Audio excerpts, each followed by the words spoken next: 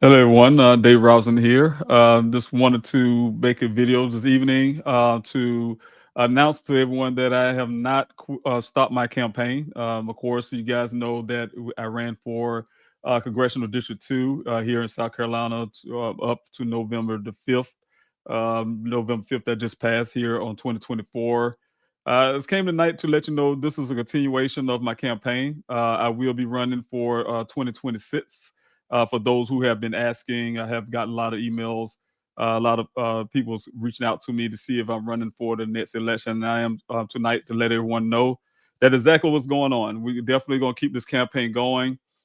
We had a significant amount of voters out there, over 40% of the vote against a 23-year incumbent, now going on 24-year incumbent, and that is significant. That is significant. That's the voice of the people who is asking for change. Who's asking for proper representation. So of course, I cannot stop.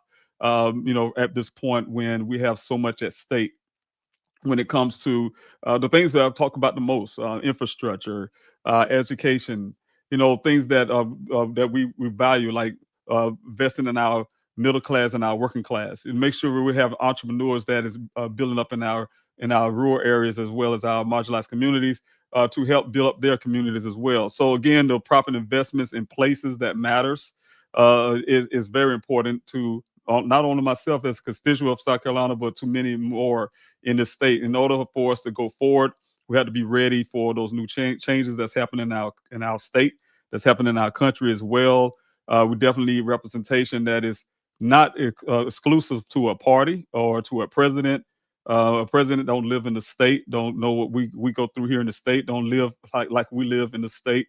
But someone who come from the state, someone who's been there, who's been a single parent like myself, who know how it is to live, and when someone is making these decisions for you and what's happening in our workplace. So again, I just want to let everybody know that I am running in 2026, and it's very important to do so. Again, I want to tell everybody. I see someone in the chat session. If you're there, I will be doing this every Friday. I'm still pushing this for Friday every week. If I have to miss some weeks because I'm actually doing some movement around the state, I will let everybody know. But this my intention is to be here every week at 8:30 p.m. I told you guys that before during the campaign. I told you guys that it was going to be continuing after the campaign, regardless if I won or not. This is something I want to keep going to make sure, like I said again, I'm representing everyone in my district. I really thank you, T and Wildflower. I know you're not here in the state, but I really appreciate everything you have done. Helping definitely with the moderation, and also following my son's story and helping with Daniel. So I really appreciate it. So you guys will also see me doing that while I'm running for. And again, I'm still a candidate for 2026 now. But we cannot register until, I think it's going to be around March of 2026, when we'll be able to register as a candidate to get our name on the ballot, maybe for a primary or something that's going straight to the general election. This time it's going to be November the 3rd. This year was November the 5th, but on 2026 it'll be November the 3rd. So I'll be running for November the 3rd of 2026 for those who want to mark that on their calendar. I still have the website up, davidrobinsonforcongress.com, for those who want to join the campaign to help. I need all the help I can get. I need all the volunteers that we can get to make sure that we're getting the word out. That is someone running up against the incumbent, Joe Wilson. Still are going to continue to do so.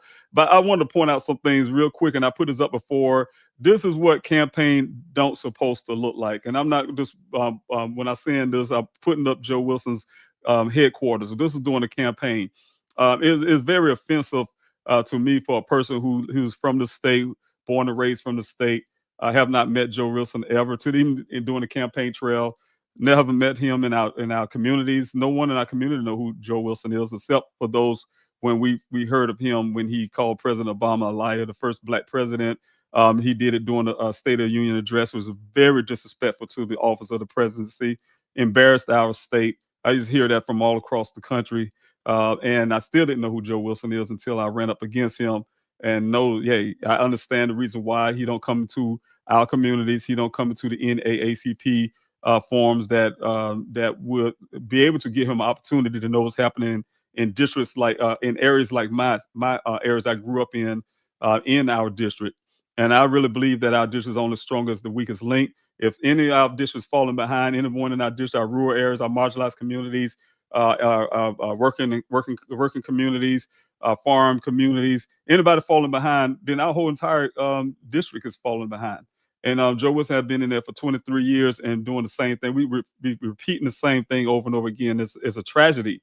When we see people build up this dynasty for themselves, they build this name. And I even talked to some people that say, "Hey, I vote for Joe Wilson because that's all I always did." And so, but you have to vote for your interests. You have to vote for your interests and make sure that you have someone actually thinking about you, thinking about everyone in the district, not think about a party, not think about a president. I don't represent a president. I don't represent a current president. I'm not representing the next president. They don't live in the state. They don't know what exactly happened in our state. So what I'm representing is our state, taking it to Washington and trying to get some changes that affects us here in the state. And that's what being a representative is all about. It's not about looking out for your own pocket. It's not taking the size of big money, these big corporations. All of you big buddies, y'all get to go to shoot golf together and things like that, while people in your communities are doing badly. So again, we're going to change that narrative. We're going to change those points in 2026. And in order for me to do that, I have to start now.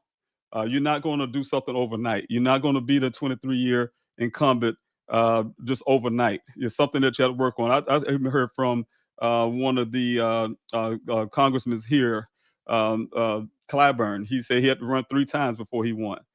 So sometimes things like that happen. I'm not expecting to run 3 times. I didn't expect to run again. I'm sure I would have won this election. But the thing is, you just cannot stop. You cannot stop there when you know it's something very important that you have to do. It's very important for the people in your state. And I'm going to keep on pushing that. So I want to push that out real quick. And I just showed the picture here because I just want to, it always make me, when I pass by this place, I didn't know it was actually Joe Wilson's campaign office. I was passing by the whole time. I said, man, this person really loved Trump. And I used to pass by with my campaign vehicle and putting out the signs and things like that. And I passed a lot in my district. And it's really, really every time I looked at it, but when they say, "Hey, no, that's Joe Wilson's headquarters," and I didn't know that. If you look really good, you can see the word headquarters on the building itself. And I didn't know that, and it was very offensive because it's nothing there that says he represents South Carolina. It's nothing there. He says he's representing the people of South Carolina. He's representing a person who don't live in the state. I get it. You can have a president that you like, a person you want to be president, a person you want in office. I get all of that.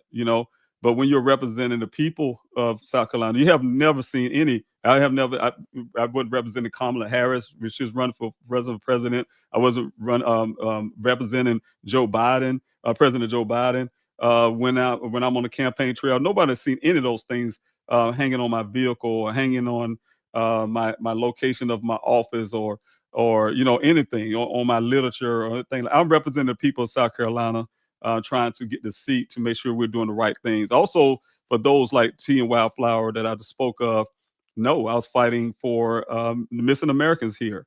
We have in South Carolina alone every year we have over 2,500 people that go missing in our state every year in this state, and so people just don't know that. We have 170 people currently missing already. For the beginning of the year in the state. That was in February, March of this year. So the numbers have grown. The number grows really rapidly. It grows really fast. We have over 2,500 children go missing in this country every day. And we have 600,000 Americans go missing every year. So I'm representing a lot. I have a lot here. The reasons why I'm running. I have a missing son of my own, and those things are important to me. Those things are important, and it's also important to everyone in the state. Sometimes you think it won't affect you, but it does. So I definitely have to stand up for those. Also, I just heard something today make me smile.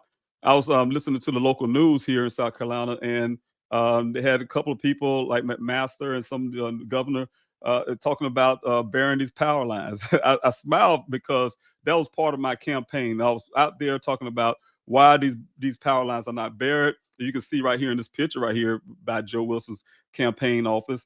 those power lines. These things should be buried. And if you really look at it, I've looked at the areas that, and I will be putting it up on one of these podcasts, but I look at the areas that has a lot of investment on buried power lines, and it's always in these areas where South Carolina making money, Hilton Head, or is Charleston, these city areas where they don't need all this investment in those power lines first. Again, you'll hear. I'm going to play a video real shortly here. You'll hear these people making all these excuses about money, money, money, money, money, money, money. That's it. Y'all Republicans, money, money, money. Cost money. They sound the same with the CEO of the electric company. He's saying money, money, money. It's gonna cost money. Yeah, it's gonna cost money, money, money, money, money, money. Right? But they never talk about how much it costs the American people here in the state every time we have a hurricane, every time we have a severe thunderstorm, when we have an ice storm in the state. I mean, anything that happens that causes those power lines to go down, and these people losing all their money in groceries. We lose a lot of money. I'm going to talk about that too, right, real quickly here. How much money every citizen lose when we lose our electricity, but they're talking about their own pockets. They're talking about the pockets of these electric companies. These electric companies act like they're doing us a favor somehow. That hey, that's their product. We're buying their product. When you're paying your electric bill, you're buying their product, right? It's like paying your cell phone bills. You're not saying, hey, to a AT&T company or a Samsung or iPhone, say, hey, look, you know what? Y'all need to put some wings on these phones so they can start flying. And they say it's gonna cost money to put wings. That's not our problem. Is the problem is for them to provide a service that don't cause us to lose our power. And that's what we should be. That's the way our language should be. If you listen to these Republicans, and I'm gonna get again, you guys. I'm gonna say this for the state. They call us a red state, and for a reason. Democrats have not had power in the state for a long, long time. In fact, the Republicans have a supermajority. So when your power lines go out, when you have these issues like that, when you have these companies ruling over your pocketbook, it comes from the Republicans. They all locked in together. These guys are locked in together. I'm sure they probably get some type of kickbacks and everything else. So what I'm saying is, you guys got to listen to their language. Their language are cold joint with these electric companies. We have over 20 electric companies here in this state. And you're gonna hear these guys talking about how it costs about $2 billion to bury these power lines for his company, right? The CEO, this electric company. And so if it costs them $2 billion to do that, the federal government give you almost $1 billion for infrastructure money. He's putting in about $2 billion of your own infrastructure money. These things can be done. First of all, the second part, again, like I said, it should not be based on what the company thinks. What the company thinks and how much they're going to charge. No, we need to make sure we're leveraging these companies. We had this company one time ago called SCE&G. I remember growing up as a kid. That's all we had. And they had this big monopoly. I mean, it was taking up all these spaces here in the state, running the whole electric grid and everything else, right? And then they had to break it up. They had to find a way to break it up. And that's why we have these different companies so they can compete. So there won't be no more monopoly in the state. And but now, not is not just one monopoly, it's like a super monopoly. But the monopoly is not against the state, is against the people who live in the state when they're putting you on a gridlock to say, hey, look, we're gonna charge you X amount of dollars to put our product that we should have had already buried underground. No, it should not go that way. They're already doing these. You look around, every time you look on the news, you hear these electric companies asking for a rate hike. And they'll penny pinch you all the way down to, up to taking every dime and squeeze every money out your pocket. So what I'm saying is, do y'all want that? Do people here in the state want that? I doubt that anybody want that. So we cannot let these Republicans keep on scheming and jiving you and fast talking you and make you feel like they're doing something for you. And you look at it, they always call them broke mouth. You know what I'm saying? Look, you can see when I play this video how they're sounding that they're really kicking these cans down the road. The way they're talking, what they're really saying is, we're not going to do anything for you. We're just going to talk about it. We're going to look at this thing, and then they're going to rub it off that you guys will never hear it about again. But you know what the problem is to that? And I really believe it's part of my campaign when I'm out there constantly talking about burying these power lines, and then all of a sudden that conversation is up here now. It hadn't been up here ever before. They haven't been here since Hurricane Hugo back in 1989. But they're talking about it now because it's part of a campaign. It's part of something that was been spoken out there since Helene, and now they're pushing the corner to talk about it. But watch what they try to do, and I'm not going to allow them to do it for this next 2 years. Here in 2026, I will be continually talking about this infrastructure upgrade. I will continually talking about putting money into our education system. I will continually talk about the little snake they dress up in the put a snake in a dress and make it look pretty. And those Republicans are very good at that.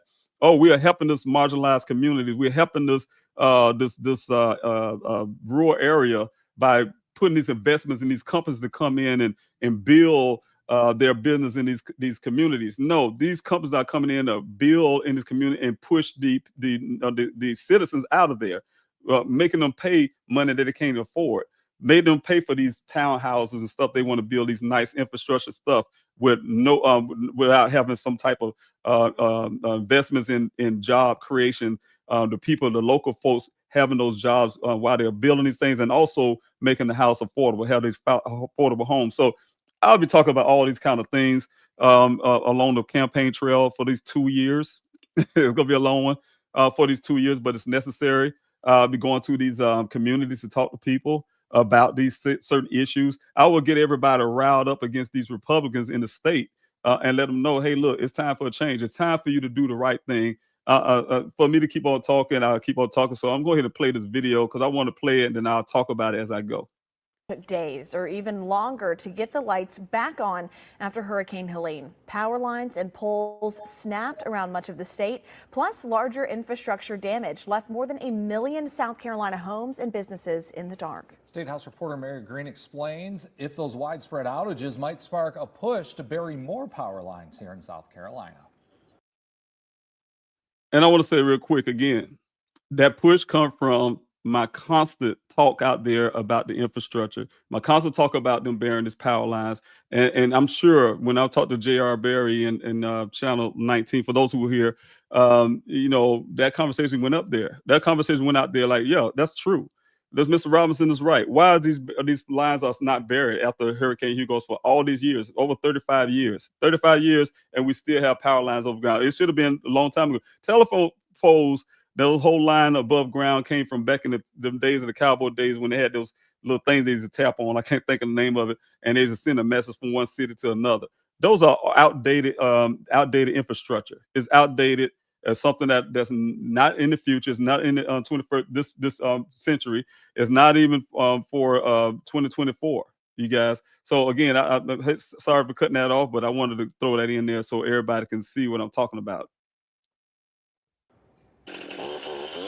Snapped and downed power lines, a common sight across dozens of South Carolina counties in the wake of Helene, leaving many to wonder if the devastation from the storm will prompt more above-ground power lines to be buried. It'd be a good investment if you get somebody to pay for it, but money's not free. Bob Pauling is the CEO of Mid-Carolina Electric Cooperative, one of the state's 18 co-ops, which collectively provide power to about a third of South Carolinians. He says the cost of burying power lines can be around 10 to 15 times more expensive than installing above-ground lines. Just for Mid-Carolina, he says that could easily be about a $2 billion price tag, and about a third of its lines are already below the ground. To put all the power lines underground, just in case another major hurricane comes in the next 100 years, would just be a really, really, really interesting business decision to make. Now, I had to cut this guy off on that point he's trying to make. He's speaking about, and I want you guys to hear these points. And again, I'm saying you really hear how the Republicans would talk along with this guy. He's a CEO of that company, electric company, but he's talking about 100 years. We have storms here almost every. I'm going to give y'all those numbers shortly. We have many storms here in South Carolina. Many. When I say many, I'm not making that up. I'll give those exact numbers shortly. But we have thunderstorms. We have severe thunderstorms that take out power lines and take out trees. It's not just hurricanes. And we don't have hurricanes once every 100 years and things like. We have hurricanes at least twice. We have at least 2 to 3 or more hit our state every year. They may be small in form of tropical storms and things like that, but they hit us and they cause damages in certain areas of our state every year. This is an every year thing. And then the major ones, yes, They may be on a lot of times on those lengthy times apart from each other. But we have these thunderstorms that come out every summer. Anybody can tell you here in South Carolina, we always gonna have a thunderstorm. We can have a beautiful day, and then next thing you know, something big cloud come and the thunderstorm come and big high winds come and tear some stuff up sometimes, right? And so again, especially as some of those that live in Orangeburg County, when you have these not hurricane, but tornadoes come through there and tear things up. So again, these are a bunch of excuses that the Republicans gonna keep throwing out there. But so they want to spend money on what they want to spend money on, and then you start looking at the infrastructure, say, what are they really spending the money on? When I give you these numbers, you're gonna ask that same question. State House leaders have pledged to put South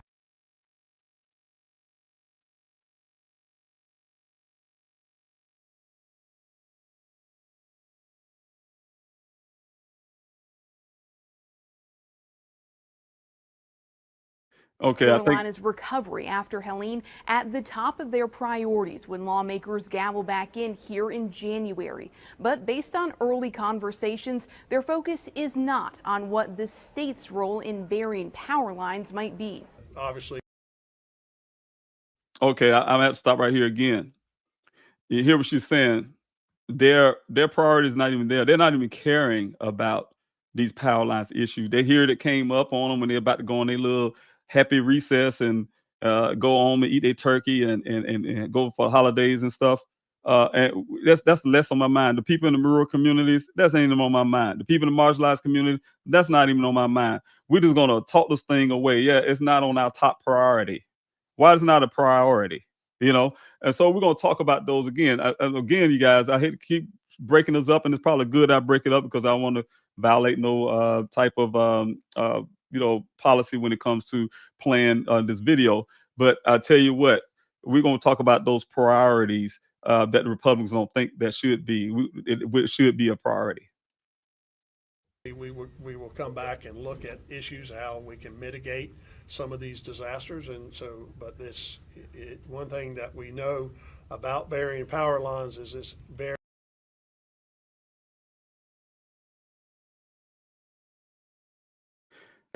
expensive. There have been some issues, even with the storm, in some of the areas where there have buried power lines. So it's not a one size solves that issue. So I think we just have to have more evaluation. In press briefings following the immediate aftermath of Helene, Governor Henry McMaster told reporters he believed the government could have a role in this work, but not in Columbia.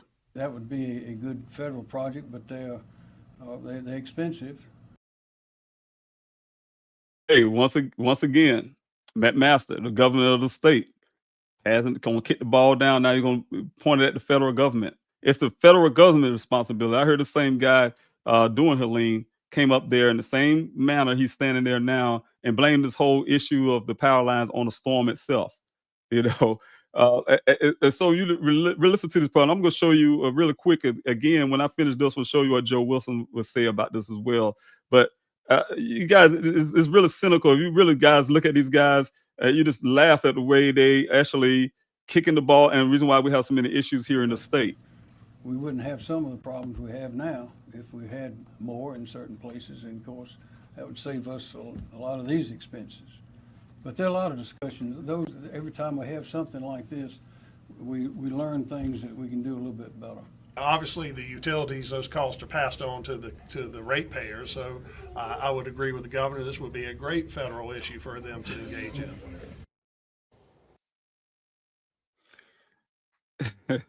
So now, see what I'm saying? If you hear what the last guy said, this we pass on to the consumers.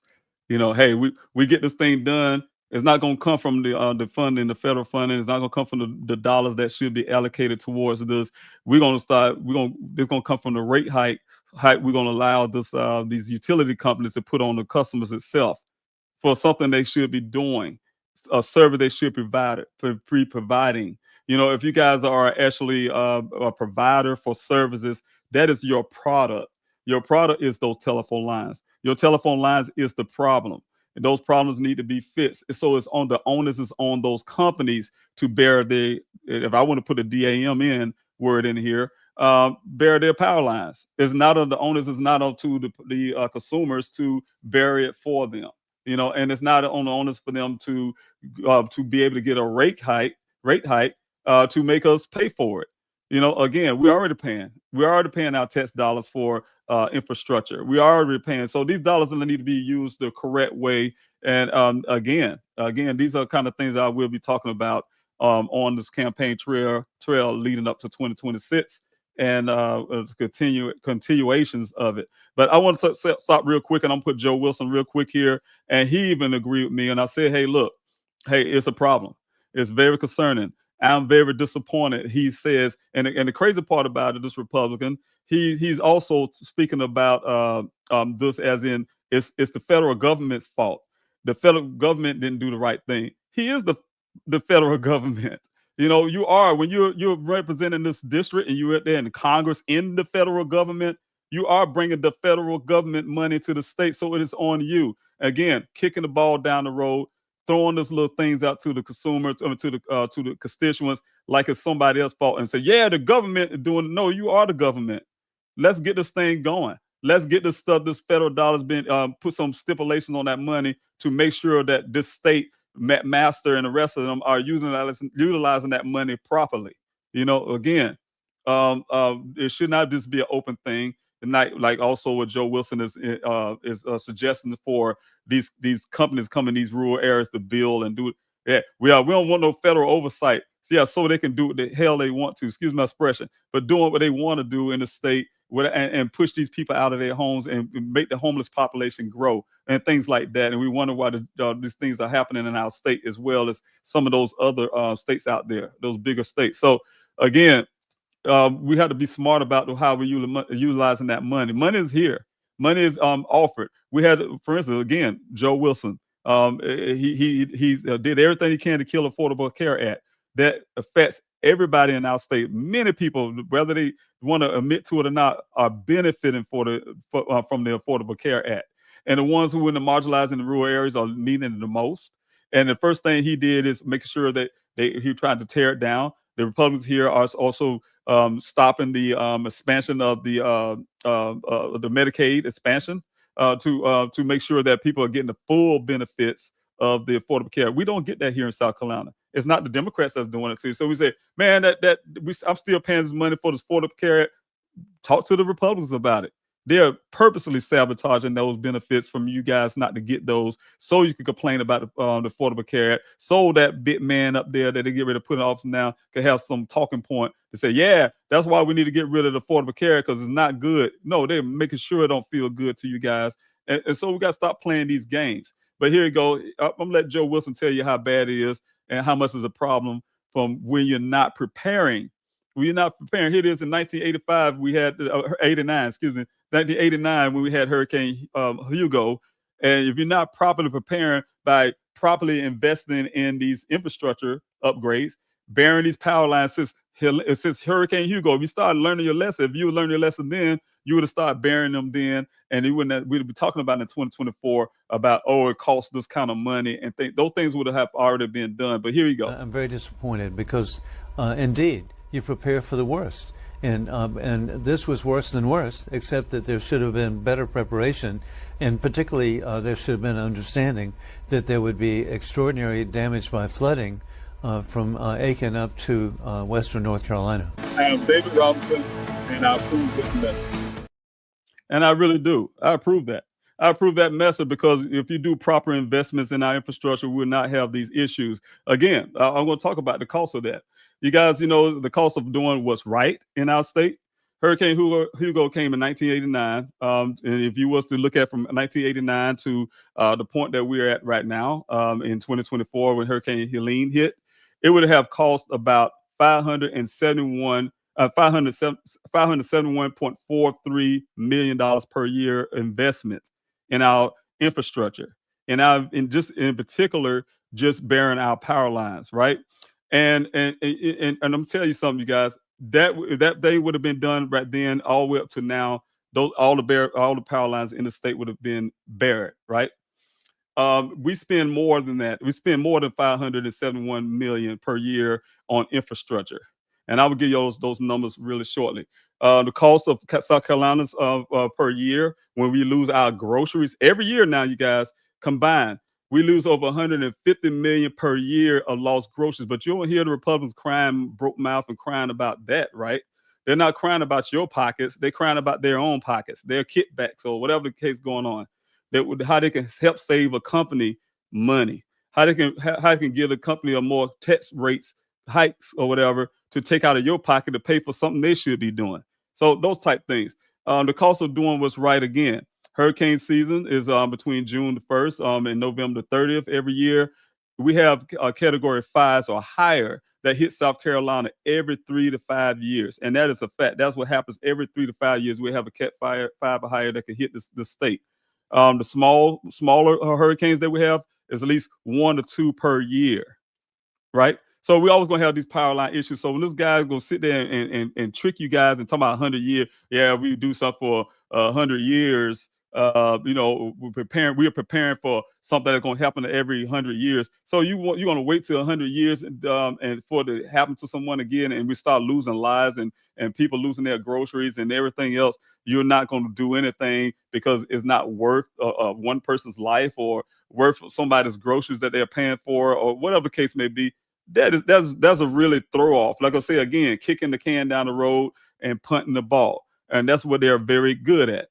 And also, you can have the severe thunderstorms that happen 30 to 40 times per year. Again, for those who don't live in South Carolina, you should know we have thunderstorms every year. And these thunderstorms are not the smaller thunderstorms. They're not a joke. We have a lot of wind. We have a lot of, there's a lot of everything. Some flooding. Sometimes it depends. It depends on what type of severe thunderstorm come through here. But we have them every year.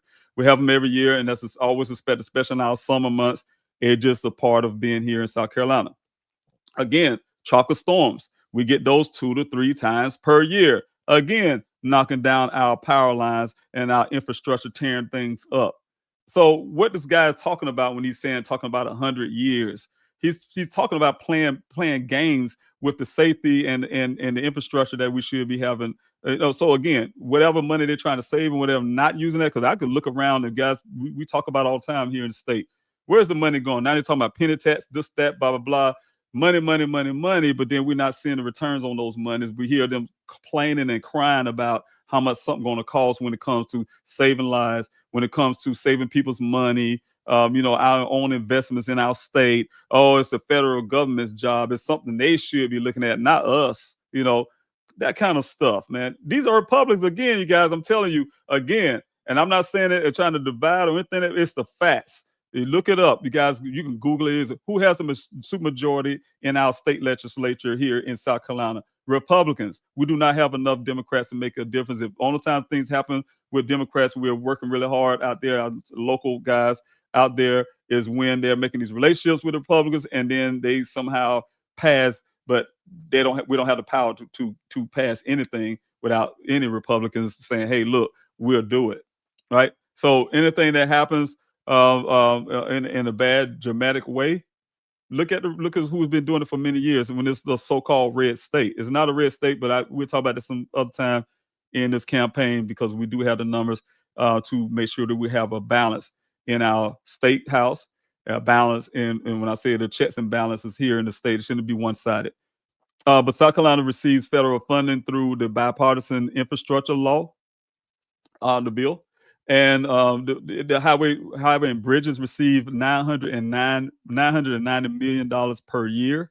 We have the public transportation, $74.6 million per year. We have the broadband expansion, $110.3 million per year. We also have the water infrastructure, $53.4 million per year. Airport infrastructure, $24.5 million per year, which I think the airport should be a whole lot better than it is now with that kind of money going into it. Have you guys seen the Columbia Airport? And they now got Joe Wilson's name running up into it. Electric vehicle charging infrastructure, $14 million per year. But these things are coming from the passing of the infrastructure act from the Biden administration. South Carolina receives about $1.2568 billion per year in federal infrastructure funding. So when they call broke mouth, you got to ask the question what they're talking about. And then the funny part about the stipulation on that money is that the state itself had to contribute amount that's almost equal to that amount. So it's plenty plenty money going into burying those power lines, but they want to make excuses and say, oh, it's going to cost money. And they have their little CEO come up from the company itself saying, oh, yeah, we're going to charge you this, and the cost is going to come passing down to you guys. No, who's standing up for the consumer here? Who's standing up for the people here in this state? Those guys there, they don't sound like it. They're letting the company telling you what they're going to do. Like, no, it don't roll that way. If I had my choice, it don't roll that way. It don't work that way. And we have to make sure we're stopping that kind of foolish and that madness. But anyway, they want to punt the ball again. So that's the kind of thing I want to talk about when I'm talking on my campaign trail here is those things I have been saying for years, things I've been feeling for years, sitting behind the couch or TV, watching news, local news, and really angry about some things you see. When you can just open your eyes and look at how things are rolling, and you see these Republicans going to freewheeling what they're doing, and we get so used to something being complacent when things can get a whole lot better for our state, and we somehow have gotten used to it. And it's sad, but you have to have someone that wake things up and say, no, we got to have some changes here. No, we're not going to do the same thing for 23 years, 24, 25 years, Joe Wilson now. You know, we're not going to do those things over and over again. People building these names and taking taxpayer money and taking their kids through schools and think they owning things like, oh, I got my name on a building now, and then we're not seeing the returns in our cities, in our areas that need this money, or need this attention. What deservings are there if they have these names on buildings and roads and all this kind of stuff going on, and when you're not actually doing anything for the people? You're doing something for the people, right? Doing something for these corporations. You're doing people in your communities, those who vote for you, those kind of things. No, it don't work that way. When you're a representative, you represent everyone. I don't care what party they are. They don't like you. I know people don't like me. That doesn't matter to me. Not when you're trying to do a job. People tell you. When I run up fighting out there in Arizona for my son, I don't care what the feelings, how law enforcement feel. I just care about them doing their job. Who cares about your feelings? You have to do your job. You have to do your job. If you're a representative for the state, you have to do your job. It's not about your feelings and your own ideas about what you want to do for yourself. It's all about the people and everything else. So again, that's what I'm running for. I'm running for to make sure that I'm standing up for what's right. Standing up for my son. I'm standing up for all those missing Americans out there. I'm trying to do everything I can to help everyone that's in my purview that I can see, and definitely try to do the right thing. So again, I'm here tonight to let everyone know that I am running for 2026. I need all the support. I definitely need donations. One of the things that we had a problem with in my campaign is what's the funding. I have a lot of things that I do. People know I'm got to get ready to, for those who listening in on from my son's side, I see you right there on Instagram. Yeah, I'm getting ready to do another desert search out there in 2026, on the spring of 2026 in Arizona. And everybody who wants to join in on that can go to pleasehelpfinddane.com and learn more. I will be posting and talking about that coming this weekend, adding more content about that. I need funding for both. I need funding for that aspiration, and also here for this run for Congress. But they're two separate things. And I'm not here to get in federal, because we have the FCC to deal with when we're talking about campaign finances. So I'm making sure that everybody understands these are two separate things. But I'm speaking of it, but it's two separate things. It's campaign finance that I need to run my campaign. But when it comes to my son, it's going to be totally separate. Those two are two separate things. But those things need to be done. Everybody know I'm fighting for Daniel. Everybody know I'm fighting for the missing Americans out there. But the missing Americans side come with this run for Congress. My son's side come from fighting for my son. So again, thank you everybody who's been listening in, and I really appreciate your time to watch. But like I say again, I'll be here every Friday at 8:30, as much as I can, to make sure that if I'm not, I definitely would make sure ahead of time notice for everyone. But I really appreciate you, Wildflower. Thank you so much, Team Wildflower. Thank you so much again, Tavi, for always being here. You guys have been supporting. I put this on my son's platform as well for those who I need funding. So you guys want to go to DaveRossForCongress.com. You could donate towards the campaign. you want to help out with Daniel for this upcoming search and other things that go along with that, please help find Daniel.com. So again, I really appreciate everyone that's here and those who are on the Instagram side of things as well. I want to say this real quick, and it's funny. And I'm lastly say this. I have been on, and I really appreciate that the prayers, Faye. I really appreciate that because we definitely need those prayers, and I continue to seek all the prayers I can get. But I want to say this one thing real quick. I was on um, what's that X or whatever, but now Twitter, Twitter now X, and I decided to. I really want to see for a while. I'm waiting, but I'm not going to post on there anytime soon. I put a post up last night, letting everyone know if they want to follow things I'm doing here, the campaign as well. I'm not going to be on X. It's too divisive. It's not a place where the platform that I'm pushing for missing Americans, the platform I'm pushing for changing my state. The X is turned to something else. It's not a place where it's productive, or it's a place that reflects what the values is that I'm trying to push. So I really, with a heavy heart, don't really want to put anything on that social media platform. And I'm not encouraging anybody to stop. You can do what you want to do. I'm just saying personally, for me, it's not a place in the atmosphere to engage in. I don't think if you're for me, a person that I am would benefit from that social media platform when the owner of that platform is very divisive. The owner of that platform is trying to separate everyone, that kind of stuff, and it's really hurtful to even have to say that, because I look at social media as a tool to get things out, and I just can't see the value in it anymore.